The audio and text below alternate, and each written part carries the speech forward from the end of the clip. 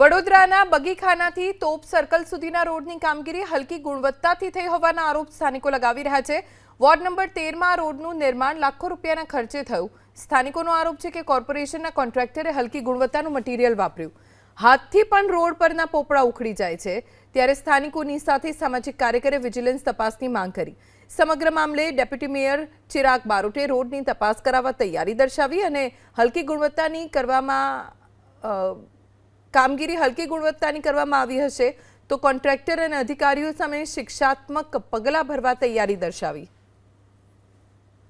પણ આ જે માપ જે જૂનું માપ હતું પહેલાં એ પ્રમાણે આ કરતા નથી।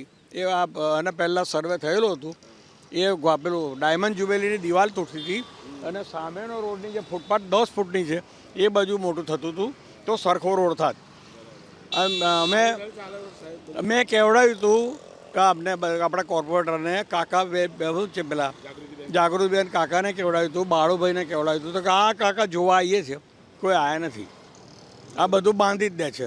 સમસ્યા તો છે જ, પણ એની થીસીસ પ્રમાણે જવું પડે અને જે ઇન્સ્પેક્શન જે કરતા હોય જે સાહેબ લોકો એ લોકોને ખરેખર પેનલ્ટી આપવી જોઈએ। મારી ગણતરી એ લાગે છે, કારણ કે સુપરવિઝનમાં પરફેક્શન નથી તો પછી કામ આવું કેમ થાય? જે વસ્તુ તમે મને બતાવો એ સાહેબને બોલાવીને પણ કરાવવું પડે।